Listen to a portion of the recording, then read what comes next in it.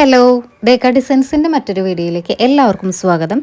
എൻ്റെ കമൻറ്റ് ബോക്സിൽ ദിവസേന വരണ ഒരു സംശയത്തിൻ്റെ മറുപടിയായിട്ടാണ് ഇന്നത്തെ ഈ ഒരു വീഡിയോ ഞാൻ ചെയ്തിരിക്കുന്നത് കേട്ടോ.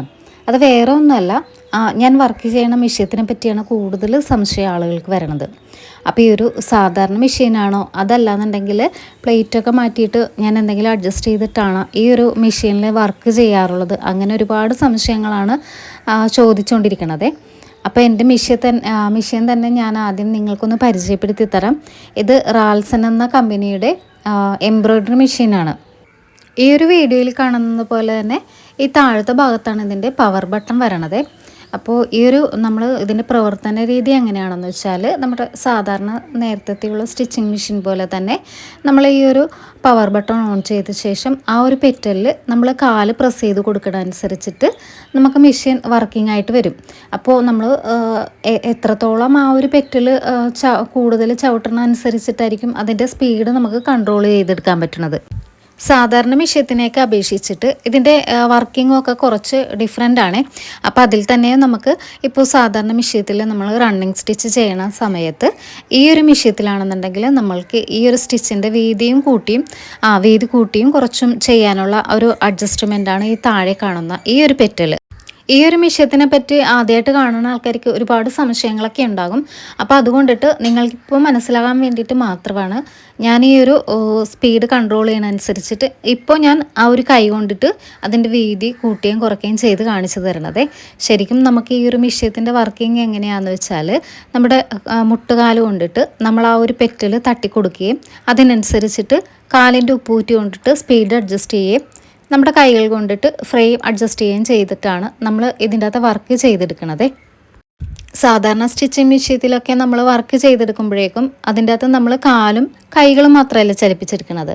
പക്ഷേ ഈ ഒരു മെഷീനിലാണെങ്കിൽ അത് കാൽമുട്ടും കൂടി നമ്മൾ ചലിപ്പിക്കുമ്പോഴാണ് നമ്മൾ ഈ ഒരു വർക്കിൻ്റെ പ്രോസസ്സ് കറക്റ്റ് ആവണത്. തുടക്കത്തിലേക്ക് നമുക്ക് കുറച്ച് ബുദ്ധിമുട്ടുണ്ടെങ്കിലും അത് സ്ഥിരമായിട്ടുള്ളൊരു പ്രാക്ടീസിലൂടെയൊക്കെ അത് മാറ്റിയെടുക്കാൻ പറ്റണതേ ഉള്ളേ. പിന്നെ നമുക്ക് ഈ ഫ്രെയിമൊക്കെ ആണെന്നുണ്ടെങ്കിലും വെറുതെ വെച്ച് കൊടുത്താൽ പോരാ, നമ്മൾക്ക് ആ ഒരു പാറ്റേണിൻ്റെ അനുസരിച്ചിട്ട് ആ ഫ്രെയിമും കൂടി ചലിപ്പിച്ച് കഴിയുമ്പോഴേക്കേ നമുക്ക് ആ ഒരു വർക്കൊക്കെ നല്ല രീതിയിൽ ഫിനിഷ് ചെയ്തെടുക്കാൻ പറ്റുള്ളൂ. നേരത്തെ ഞാൻ സൂചിപ്പിച്ചതുപോലെ ഇതിൻ്റെ വീതി അഡ്ജസ്റ്റ് ചെയ്യുന്ന ഭാഗത്ത് നമ്മൾ ആ ഒരു കാല് ടച്ച് ചെയ്ത് കൊടുക്കുമ്പോഴേക്കും അതിൽ നിന്ന് കണക്റ്റ് ആയിട്ടുള്ള ഒരു മേളിലൊരു ആരോ പോലത്തെയുള്ള ഒരു ഭാഗമുണ്ട്. അതിൻ്റെ അകത്ത് നമ്മൾക്ക് 0 എന്ന പോയിന്റ് മുതൽ 5 എന്ന പോയിന്റ് വരെയാണ് അതിൻ്റെ അകത്ത് മാർക്ക് ചെയ്തിട്ടുള്ളത്. അപ്പോൾ അത് നമ്മൾ ടച്ച് ചെയ്യുന്ന അനുസരിച്ച്, അതായത് നമ്മൾ 0 എന്ന പോയിന്റിൽ നിന്ന് കാല് ടച്ച് ചെയ്യുമ്പോഴേക്കും അത് റണ്ണിങ് സ്റ്റിച്ചും പിന്നെ അത് കഴിഞ്ഞിട്ട് നമ്മൾ വീതി കൂട്ടുന്നതനുസരിച്ച് നമുക്ക് എത്രത്തോളം വീതി വേണോ അതിനനുസരിച്ചിട്ട് നമുക്കത് വീതി എടുക്കാൻ പറ്റും. അടുത്തതായിട്ട് ഞാൻ പരിചയപ്പെടുത്തുന്നത് ഈ ഒരു മെഷീനിൽ നമുക്ക് നൂല് കോർക്കാനുള്ള ഒരു കാര്യമാണ്. അപ്പോൾ അതിലെന്ന് പറഞ്ഞാൽ നമുക്ക് ആ ഒരു റൗണ്ട് പോലെയുള്ള ഒരു ഭാഗത്ത് നമുക്ക് സാധാരണ മെഷീനിലൊക്കെ കാണുന്ന പോലെ നൂല് വെക്കാനുള്ള ഒരു സ്റ്റാൻഡ് ഉണ്ടായിരുന്നു. പക്ഷെ നമ്മൾക്ക് ഇപ്പോൾ സിൽക്ക് ത്രെഡൊക്കെ വെച്ചിട്ടാണ് നമ്മൾ ഈ ഒരു എംബ്രോയ്ഡറി മെഷീനിൽ വർക്ക് ചെയ്തെടുക്കുന്നത്. അപ്പോൾ ഇപ്പോൾ നമുക്ക് സിൽക്ക് ത്രെഡൊക്കെ ആകുമ്പോൾ നമുക്കറിയാം, നോർമൽ ത്രെഡ് പോലെയല്ല, നമ്മൾ താഴത്ത് ജസ്റ്റ് ഒന്ന് വെച്ച് കഴിഞ്ഞാൽ താഴത്തേക്ക് ആ ഒരു നൂലെല്ലാം ഊർന്നു പോകുന്നത് കൊണ്ടിട്ട് നമ്മൾ വർക്ക് ചെയ്തെടുക്കുന്ന സമയത്ത് അതിൻ്റെ പൊസിഷൻ കറക്റ്റായിട്ട് വരണമെന്നില്ല. അപ്പോൾ നമ്മൾ ചെയ്തുകൊണ്ടിരിക്കുന്ന സമയത്ത് എപ്പോഴും നൂല് പൊട്ടിപ്പോണതുകൊണ്ടിട്ട് നമ്മൾക്ക് ഇതേപോലെ, അതായത് നൂലെപ്പോഴും നമുക്ക് താഴത്തുനിന്ന് മേളിലേക്ക് വരണ അതിൽ നിന്നല്ലാതെ നമുക്ക് നേരിട്ട് തന്നെ നൂല് വരണതായിരിക്കും ഈ ഒരു മെഷീനിൽ നമുക്ക് സ്റ്റിച്ച് ചെയ്യാനായിട്ട് നല്ലത്. നമ്മളിപ്പോൾ വീടുകളിലൊക്കെയാണ് ഇതേപോലെയുള്ള മെഷീനൊക്കെ മേടിച്ചിട്ട് ഉപയോഗിക്കണമെന്നുണ്ടെങ്കിൽ ഈ ഒരു നൂലിൻ്റെ ആ ഒരു പൊസിഷൻ കറക്റ്റ് രീതിയിൽ വന്നില്ല, നമുക്ക് എപ്പോഴും നൂലൊക്കെ പൊട്ടിപ്പോണതിൻ്റെ പ്രധാന കാരണം ഈ ഒരു നൂല് കറക്റ്റ് രീതിയിൽ നമുക്ക് കിട്ടാത്തത് കൊണ്ടിട്ടാണ് കേട്ടോ. അപ്പോൾ അതിന് ചെയ്യാൻ പറ്റിയ ഏറ്റവും നല്ലൊരു സൊല്യൂഷൻ എന്താണെന്ന് വെച്ചാൽ, നമ്മൾ സ്റ്റിച്ച് ചെയ്യുന്ന ടൈമിൽ ഈ ഒരു മെഷീൻ ഒരു ജനലിൻ്റെ സൈഡിലേക്ക് മാറ്റിയിട്ടാൽ നമുക്ക് ആ ഒരു ജനലിൻ്റെ കമ്പിയിൽ ചെറിയൊരു മരക്കഷ്ണവോ അതല്ലാന്നുണ്ടെങ്കിൽ ഒഴിഞ്ഞ പേനയുടെയൊക്കെ ആ ഒരു ഭാഗമൊക്കെ നമുക്ക് കെട്ടിവെച്ചാൽ നമുക്ക് ആ ഒരു നൂല് കറക്റ്റ് രീതിയിൽ കിട്ടും.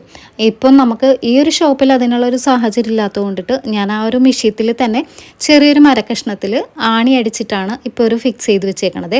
അപ്പോഴും നമ്മൾ ആണിയിൽ മാത്രമായിട്ടാണ് ആ ഒരു ത്രെഡ് വെക്കണമെന്നുണ്ടെങ്കിൽ ചിലപ്പോൾ സ്റ്റിച്ച് ചെയ്യുന്ന ടൈമിൽ താഴത്തേക്ക് എപ്പോഴും ഊർന്ന് വീഴാനുള്ള ചാൻസ് ഉണ്ട്. അപ്പോൾ അതുകൊണ്ടിട്ട് ചെറിയൊരു പീസും കൂടി ഞാൻ അതിൻ്റെ അകത്ത് ഫിക്സ് ചെയ്ത് വെച്ചിട്ടാണ് നമ്മളിപ്പോൾ ആ ഒരു ത്രെഡ് എടുത്തിരിക്കണത്.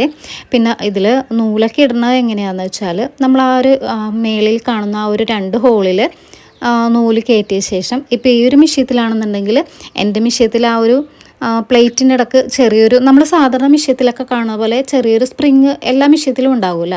അപ്പോൾ എൻ്റെ ഈ മിഷ്യത്തിൽ ആ ഒരു സ്പ്രിങ് കഴിഞ്ഞ ദിവസം ഒടിഞ്ഞത് കൊണ്ടിട്ട് ആ സ്പ്രിങ് ഇല്ലാതെയാണ് ഞാനിപ്പോൾ വർക്ക് ചെയ്യണത്. അപ്പോൾ അത് ഞാൻ അതിന് വേണ്ടിയിട്ട് ചെറിയൊരു അഡ്ജസ്റ്റ്മെൻറ്റൊക്കെ ആ ഒരു ടെൻഷനൊക്കെ കൂട്ടിയും കുറച്ചൊക്കെ ഇട്ടിട്ടാണ് ഞാനിപ്പോൾ വർക്ക് ചെയ്തെടുക്കണത്. അപ്പോൾ ഇപ്പോൾ കാണിച്ചു തരാനായിട്ട് അതിൻ്റെ അകത്ത് സ്പ്രിങ് ഇല്ല എങ്കിലും നമ്മൾ ആ ഒരു സ്പ്രിങ്ങിൻ്റെ ആ പ്ലേറ്റുള്ള ഭാഗത്ത് കൂടി നമ്മൾ നൂല് കോർത്തെടുത്ത ശേഷം മേളിൽ കാണുന്ന ആ ഹോളിൽ കൂടി നൂല് കടത്തിയെടുക്കണം. എന്നിട്ടാണ് നമ്മൾ നേരെ താഴത്തേക്ക് സൂചിയിലേക്ക് നൂല് കോർത്തെടുക്കേണ്ടത്. പിന്നെ സാധാരണ മിഷ്യത്തിലൊക്കെ നമ്മൾ സ്റ്റിച്ച് ചെയ്യുമ്പോഴേക്കും മിഷ്യത്തിൻ്റെ ആ ഒരു സൂചിയുടെ പൊസിഷൻ കാണുന്നത് നമ്മൾ സൈഡ് ഭാഗത്തേക്കായിരിക്കും നൂല് നമ്മൾ കോർത്തെടുക്കണത്. പക്ഷേ ഈ ഒരു മിഷ്യത്തിലെന്ന് പറഞ്ഞാൽ നേരെ തന്നെയാണ് നമ്മൾ നൂല് കോർത്തെടുക്കണം കേട്ടോ. അതായത് ആ സൂചിയുടെ പോയിൻ്റ് നമ്മൾക്ക് നേരെ തന്നെയായിരിക്കും സൂചിയുടെ പോയിൻ്റ് കാണണത്. അതായത് സൂചിയുടെ ആ ഹോൾ ഭാഗം നമുക്ക് നേരെയായിരിക്കും സൂചിയുടെ ഹോൾ ഇരിക്കുന്നത്. പിന്നെ നമ്മൾ ഈ ഒരു മിഷ്യത്തിൽ ഉപയോഗിക്കുന്ന സൂചി എങ്ങനെയാണെന്ന് വെച്ചാൽ ഞാൻ സ്റ്റിച്ച് ചെയ്യാനായിട്ട് ഉപയോഗിക്കുന്നത് ജാക്കിൻ്റെ മിഷ്യനാണ്. അപ്പോൾ അതിലേക്ക് ഞാൻ എപ്പോഴും വാങ്ങിച്ചു വെക്കണത് കിങ്സ് എന്ന ബ്രാൻഡിൻ്റെ സൂചിയാണ്. അപ്പോൾ ആ ഒരു സൂചി തന്നെയാണ് ഞാൻ ഈ ഒരു മിഷ്യത്തിൽ ഉപയോഗിക്കുന്നത് കേട്ടോ. പിന്നെ ബോബിൻ കേസും അതേപോലെ തന്നെയാണ്. നമ്മൾ ആ മിഷ്യത്തിൽ ഉപയോഗിക്കുന്ന ബോബിൻ കേസിൻ്റെ പാകത്തിനുള്ള ബോബിൻ കേസ് തന്നെയാണ് ഈ ഒരു മിഷ്യത്തിലും എടുത്തിരിക്കുന്നത്. അതിന് പ്രത്യേകിച്ച് അങ്ങനെ പറഞ്ഞൊന്നും വാങ്ങിക്കാറില്ല. നമ്മൾ പവർ മിഷ്യത്തിൽ ഉപയോഗിക്കുന്ന ബോബിൻ കേസ് അങ്ങനെയാണ് ഞാൻ വാങ്ങിക്കാറുള്ളത്. പിന്നെ അതിൻ്റെ ഇടുന്ന രീതിയെല്ലാം നമ്മൾ സാധാരണ മിഷ്യത്തിൽ ഇടുന്നത് പോലെ തന്നെയാണ്. എങ്കിലും ആ ഒരു ഷട്ടിലിരിക്കുന്നതിന് ചെറിയൊരു പ്രത്യേകതയുണ്ട്. കാരണം നമ്മുടെ സ്റ്റിച്ചിങ് മിഷ്യത്തിൽ സൈഡ് വശത്തേക്കാണ് ഷട്ടിലിരിക്കണതുണ്ടെങ്കിൽ ഈ ഒരു മിഷ്യത്തിൽ നേരെ തന്നെയാണ് ഷട്ടിലിൻ്റെ ഭാഗമായിട്ട് വരണത്. അപ്പോൾ അത് നമ്മൾ നേരെ തന്നെ ഫിക്സ് ചെയ്ത് കൊടുത്താൽ മതിയാകും. പിന്നെ ഇതിൻ്റെ ബോബിനിൽ നമ്മൾ ചുറ്റി കൊടുക്കണതിന് ഒരു പ്രത്യേകതരം ത്രെഡ് ഉണ്ട് കേട്ടോ. അതെന്താണെന്ന് വെച്ചാൽ നമ്മൾക്ക് നമ്മുടെ സ്റ്റിച്ചിങ് മിഷ്യത്തിൽ ഉപയോഗിക്കുന്ന സാധാ ത്രെഡില്ലേ അതേപോലെ തന്നെ അതിലും കുറച്ചും കൂടി കട്ടി കുറവുള്ള ത്രെഡ് നമ്മൾക്ക് വലിയ റോളായിട്ട് കിട്ടും. പക്ഷേ ഇപ്പോൾ ഞാൻ എംബ്രോയ്ഡറിയുടെ സാധനങ്ങളൊക്കെ വാങ്ങിക്കാൻ പോണ പല കടകളിലും ഇതേപോലെ ബോബിൻ ത്രെഡ് എന്നും പറഞ്ഞ് നമ്മൾ ചോദിച്ചാൽ ഇപ്പം എങ്ങും അത് കിട്ടാനില്ല. അപ്പോൾ അതുകൊണ്ടിട്ട് തന്നെ ഞാൻ അതിൻ്റെ അകത്ത് ശരിക്ക് ഇപ്പോൾ നമ്മുടെ സാധാരണ സ്റ്റിച്ചിങ് ത്രെഡ് തന്നെയാണ് ഉപയോഗിച്ച് കൊടുക്കുന്നത്. പിന്നെ ഇതിൻ്റെ അകത്ത് കാണിച്ചിരിക്കുന്ന പോലെ ഞാൻ നേരത്തെ പറഞ്ഞില്ലായിരുന്നു, നമ്മൾക്ക് ഇതിൻ്റെ അകത്ത് ബോബിൻ കേസ് ഇട്ട് കൊടുക്കേണ്ടത് ആ ഒരു നേരെയുള്ള ഭാഗത്തേക്കാണ് ആ ഒരു ബോബിൻ കേസ് നമ്മൾ ഫിറ്റ് ചെയ്ത് കൊടുക്കുന്നത്. ആ ഒരു ബോബിൻ കേസ് നമ്മളവിടെ ഫിറ്റ് ചെയ്ത് കഴിയുമ്പോഴേക്കും ചെറിയൊരു ടിക്ക് എന്നും പറഞ്ഞൊരു സൗണ്ട് കേൾക്കുവേ. അപ്പോൾ ആ ഒരു സൗണ്ടാണ് നമ്മൾ ആ ഒരു ബോബിൻ കേസ് അവിടെ ഫിക്സ് ആക്കി വെച്ചെന്നുള്ളതിൻ്റെ ഒരു അടയാളമായിട്ട് വരുന്നത്. പിന്നെ നമ്മുടെ നോർമൽ മിഷ്യത്തിലൊക്കെ കാണുന്നതിനെ അപേക്ഷിച്ചിട്ട് ഈ ഒരു എംബ്രോയ്ഡറി മിഷ്യത്തിൻ്റെ മോട്ടർ സാധാരണ മിഷ്യത്തിനെയൊക്കെ അപേക്ഷിച്ച് ഒരുപാട് വലുതാണ്. ഈ ഒരു വലുപ്പത്തിലാണ് നമ്മുടെ മോട്ടർ ഇതിൻ്റെ അകത്ത് കിട്ടുന്നത്. അത് ഇതുപോലെ മിഷ്യത്തിൻ്റെ താഴത്തെ വശത്താണ് അത് കാണുന്നത് കേട്ടോ. പിന്നെ എല്ലാവർക്കും അറിയേണ്ട പ്രധാന ഒരു കാര്യം എന്താണെന്ന് വെച്ചാൽ ഈ ഒരു മിഷ്യത്തിൻ്റെ റേറ്റ് അത് എത്ര രൂപയായെന്നൊക്കെ ചോദിച്ചിട്ടാണ്. അപ്പോൾ അതിൽ ഞാൻ ഈ ഒരു മിഷ്യൻ വാങ്ങിച്ചിട്ട് ഇപ്പോൾ ഒരു 7-8 വർഷം അതിൽ കൂടുതലായിട്ടുണ്ട്. അപ്പോൾ അന്നേരം വാങ്ങിച്ച സമയത്ത് ഇതിൻ്റെ പ്രൈസ് എന്ന് പറയണത് 14 സംതിങ് ആ ഒരു റേറ്റ് അത് തന്നെ അത്രയൊക്കെ ആയിട്ടുണ്ടായിരുന്നു കേട്ടോ. പിന്നെന്താണെന്ന് വെച്ചാൽ ഈ ഒരു മെഷീൻ ഇപ്പം എൻ്റെ രണ്ടാമത്തെ മെഷീനാണ്. ഞാൻ 97-98 ആ ഒരു ടൈമിലാണ് ഈ ഒരു എംബ്രോയ്ഡറി വർക്ക് പഠിച്ചെടുത്തത്. അപ്പോൾ എൻ്റെ കല്യാണത്തിന് മുമ്പായിരുന്നു കേട്ടോ. അപ്പോൾ ആ സമയത്ത് എനിക്ക് വീട്ടിൽ നിന്ന് ഒരു മെഷീൻ വാങ്ങിച്ച് തന്നിട്ടുണ്ടായിരുന്നേ. പിന്നെ കല്യാണമൊക്കെ കഴിഞ്ഞ് ഇങ്ങോട്ട് പോന്നപ്പോഴേക്കും നമുക്കറിയാമല്ലോ ഇപ്പോൾ ഇവിടെ ഗ്രാമപ്രദേശം ആയതുകൊണ്ടിട്ട് തന്നെ ഈ ഒരു മിഷ്യത്തിനെക്കുറിച്ചോ ഒന്നും ഇവിടെയൊന്നും അധികം വർക്ക് തന്നെ അധികം ഉണ്ടായിരുന്നില്ല. അപ്പോൾ അതുകൊണ്ടിട്ട് ഞാൻ അങ്ങനെ ആ സമയത്തൊന്നും അത് ഉപയോഗിക്കാതെ വെറുതെ കിടന്നത് ചീത്തയായി പോയിട്ടാണ്. പിന്നെ ഞാൻ പിന്നീടാണ് കൊച്ചുങ്ങളൊക്കെ കുറച്ച് വലുതായ ശേഷം സ്റ്റിച്ചിങ്ങിലേക്ക് തിരിഞ്ഞ ശേഷമാണ് പിന്നെ ഈ ഒരു മെഷീൻ രണ്ടാമത് ഞാൻ എടുത്തത്. അത് വാങ്ങിയത് നമ്മുടെ എറണാകുളത്തുള്ള KC പാപ്പു ആൻഡ് സൺസ് ആ ഒരു കടയിൽ നിന്നാണ് ഈ ഒരു മെഷീൻ വാങ്ങിച്ചത് കേട്ടോ. അതുപോലെ നമ്മൾ ഈ ഒരു മെഷീൻ വർക്കിന് ഫ്രെയിം ഇടുമ്പോഴേക്കും അതിനും ചെറിയൊരു പ്രത്യേകതയുണ്ട്. കാരണം നമ്മൾ ഹാൻഡ് വർക്കിന് ഫ്രെയിം ഇടുമ്പോഴേക്കും ആ ഒരു സ്ക്രൂവുള്ള ഭാഗം മേളിലും സ്ക്രൂവില്ലാത്ത റൗണ്ടായിട്ടുള്ള ഭാഗം താഴെയുമായിട്ടാണ് നമ്മൾ ഫ്രെയിം ഇട്ടെടുക്കാറുള്ളൂ. പക്ഷേ മെഷീത്തിൽ നമ്മൾ വർക്ക് ചെയ്തെടുക്കുമ്പോഴേക്കും ആ ഒരു സ്ക്രൂവുള്ള ഭാഗം താഴെയായിട്ടാണ് വരേണ്ടത്. അതുപോലെ നമ്മൾ സ്റ്റിച്ച് ചെയ്യണ ആ ഒരു മെറ്റീരിയൽ ഏത് ടൈപ്പ് മെറ്റീരിയൽ ആണെങ്കിലും ആ ഒരു മെറ്റീരിയൽ നല്ല രീതിയിൽ വലിച്ച് നല്ല ടൈറ്റായിട്ട് തന്നെ വേണം നമുക്ക് വർക്ക് ചെയ്തെടുക്കാൻ. അതല്ലാന്നുണ്ടെങ്കിൽ നമ്മൾ വർക്ക് ചെയ്തുകൊണ്ടിരിക്കുന്ന സമയത്ത് തുണി ടൈറ്റ് അല്ലാന്നുണ്ടെന്നുണ്ടെങ്കിൽ നമ്മൾ ചെയ്യുമ്പോഴേക്കും ചിലപ്പോൾ അത് ഫ്രെയിമിൽ നിന്ന് ഊരിപ്പോരാനും പിന്നെ നമ്മൾ ചെയ്യണ വർക്കിനൊക്കെ ചെറിയ ചുളിവൊക്കെ വീഴാനൊക്കെയുള്ള ചാൻസ് ഒക്കെ ഉണ്ട്. അപ്പോൾ അതുകൊണ്ടിട്ട് നമ്മൾ എപ്പോഴും എടുക്കുമ്പോഴേക്കും ഫ്രെയിം നല്ല രീതിയിൽ വലിഞ്ഞിട്ടുണ്ടെന്ന് ആദ്യം നോക്കിയിട്ട് വേണം നമ്മൾ അതിൽ വെച്ച് വർക്ക് ചെയ്തെടുക്കാൻ. ഇനി ഞാൻ ഇതിൻ്റെ അകത്ത് വർക്ക് ചെയ്തെടുക്കുന്ന രീതിയാണ് കാണിക്കുന്നത്.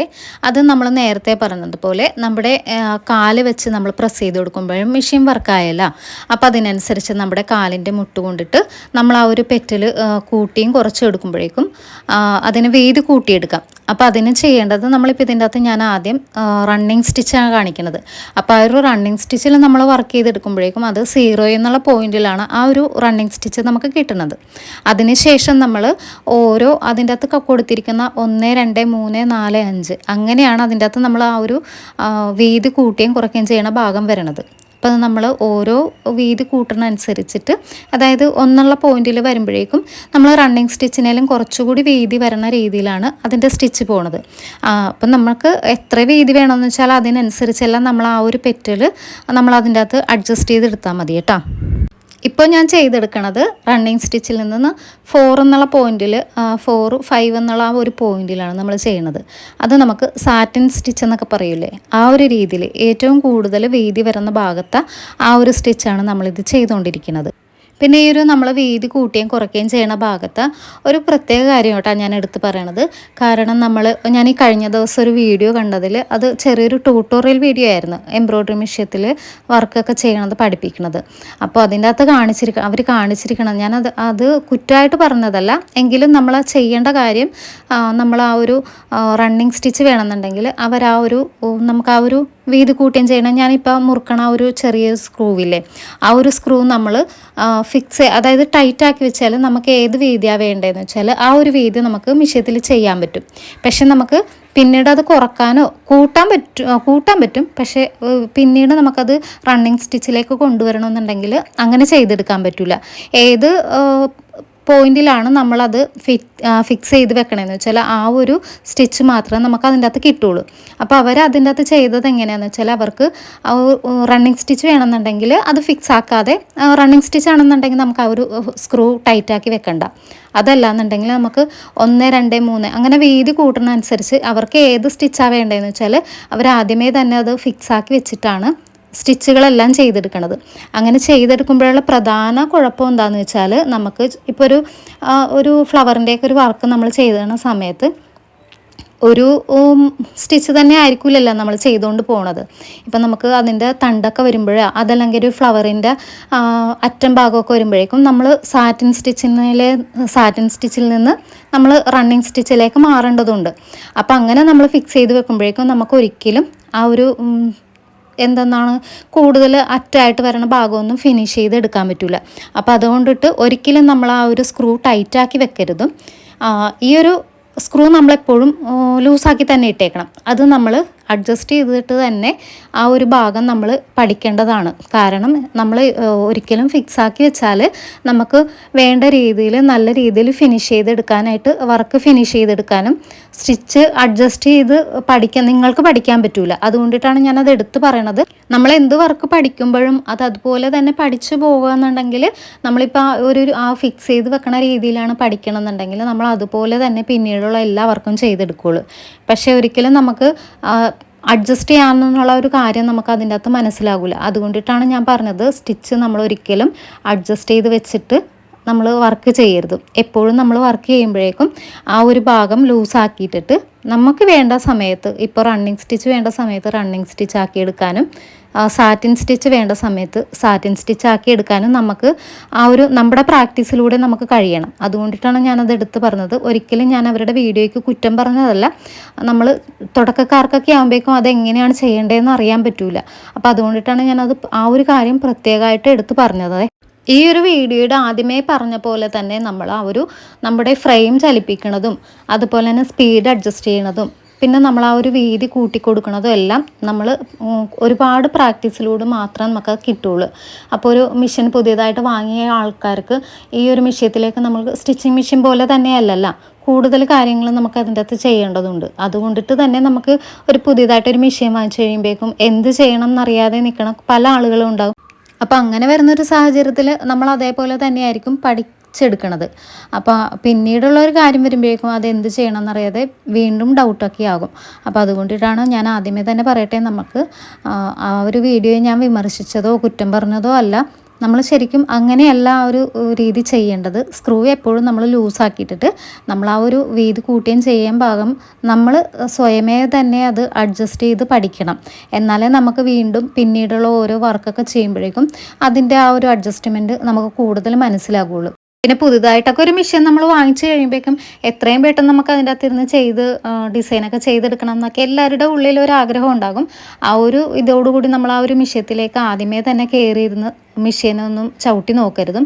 ആദ്യം നമ്മൾ ആ ഒരു ബോബിൻ കേസ് എല്ലാം എടുത്ത് മാറ്റിയ ശേഷം പയ്യെ സൂചിയാണെങ്കിലും ഒന്ന് അഴിച്ചിട്ട് പയ്യെ ഒന്ന് സ്പീഡൊക്കെ ഒന്ന് കൺട്രോൾ ചെയ്തിട്ട് വേണം നമ്മൾ പിന്നെ രണ്ടാമത് ഫ്രെയിം ഇട്ട് ആ ഒരു ഫ്രെയിമും കൂടി അഡ്ജസ്റ്റ് ആക്കിയിട്ട് സ്പീഡ് കൺട്രോൾ ആക്കണം, ഫ്രെയിം അഡ്ജസ്റ്റ് ചെയ്യണം. അങ്ങനെ ഒരുപാട് കാര്യങ്ങളൊക്കെ നമ്മൾ ആദ്യമേ പരിശീലിച്ച ശേഷം മാത്രമായിരിക്കണം പിന്നീട് നമ്മൾ ഓരോ ഡിസൈനൊക്കെ പയ്യെ ചെയ്തു നോക്കാൻ.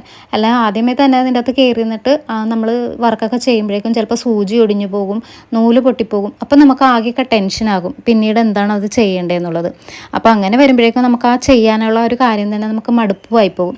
അപ്പോൾ അങ്ങനെ വരാതിരിക്കാൻ എപ്പോഴും എന്ത് കാര്യവും നമ്മൾ ചെയ്യുമ്പോഴേക്കും എന്ത് കാര്യത്തിലും നമ്മൾ സമീപിക്കുമ്പോഴേക്കും ഒരു ക്ഷമയോടുകൂടി തന്നെ അത് ചെയ്യാനായിട്ട് എല്ലാവരും ശ്രമിക്കണം. എംബ്രോയ്ഡറി മെഷീനെ പറ്റിയോ സ്റ്റിച്ചിങ്ങിനെ പറ്റിയോ ഇനിയും എന്തെങ്കിലും ഡൗട്ടൊക്കെ ഉണ്ടെന്നുണ്ടെങ്കിൽ ഒന്ന് കമൻറ്റ് ചെയ്തേക്കണേ. അപ്പോൾ ഞാനത് അടുത്തൊരു വീഡിയോ ആയിട്ട് ചെയ്യാനായിട്ട് ശ്രമിക്കാം കേട്ടോ. അപ്പോൾ ഇന്ന് ഞാൻ ചെയ്തിരിക്കുന്ന ഈ ഒരു വീഡിയോ നിങ്ങൾക്ക് ഇഷ്ടപ്പെട്ടാൽ തീർച്ചയായിട്ടും ചാനൽ സബ്സ്ക്രൈബ് ചെയ്ത് സപ്പോർട്ട് ചെയ്യാൻ മറക്കല്ലേ. അപ്പോൾ അടുത്ത വീഡിയോയിൽ കാണുന്നത് വരെ ബൈ.